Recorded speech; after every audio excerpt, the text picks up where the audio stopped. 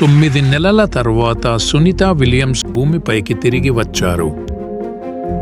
Landing అనేది ఓ major achievement, కానీ అసలు సమస్య ఇప్పుడే మొదలవుతుంది.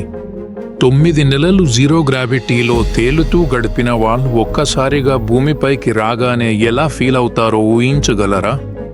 భూమి మీద మనం ఒక్క అడుగు వేసినా, ఏదైనా బరువుని మోసినా మన కండరాలు, ఎముకలు గ్రావిటీని ఎదుర్కోవలసి ఉంటుంది. కానీ స్పేస్లో జీరో గ్రావిటీ, నో రెసిస్టెన్స్. మీరు అక్కడ నిలబడాల్సిన అవసరం లేదు, నడవాల్సిన అవసరం లేదు.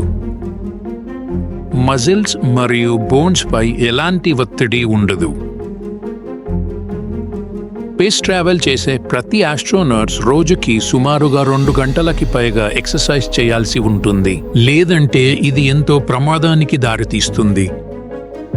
స్పేస్లో 1 నెల గడిపితే 1% వరకు బోన్ డెన్సిటీ తగ్గిపోతుంది మరియు 2.5% వరకు మజిల్ మాస్ తగ్గిపోతుంది. ఎర్త్ మీద ఉన్నప్పుడు గుండె నుండి బ్లడ్ సర్క్యులేషన్ గ్రావిటీకి అనుకూలంగా జరుగుతుంది.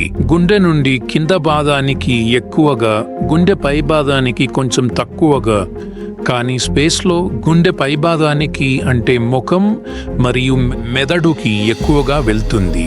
దాని వలన ఆస్ట్రోనట్స్ ముఖాలు కొంచెం ఉబ్బినట్టు కనిపిస్తాయి, కళ్ళపై ఒత్తిడి పెరిగి విజన్ చేంజెస్ జరుగుతాయి.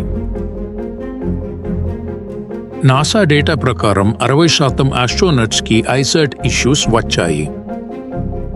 స్పేస్ నుండి తిరిగి వచ్చిన తర్వాత మజిల్ వీక్, బ్లడ్ ఫ్లో మారిపోవడం వల్ల రీహాబ్ జర్నీని స్టార్ట్ చేయాల్సి ఉంటుంది.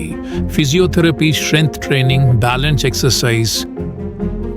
గ్రావిటీకి అడాప్ట్ అవ్వడంలో చాలా రోజులు పడుతుంది. స్పేస్లో ఫ్లోట్ అవ్వడం ఈజీ, కానీ ఎర్త్లో మళ్ళీ నడవడం కష్టం. ఈ వీడియో మీకు నచ్చినట్టయితే please like and subscribe. Thank you.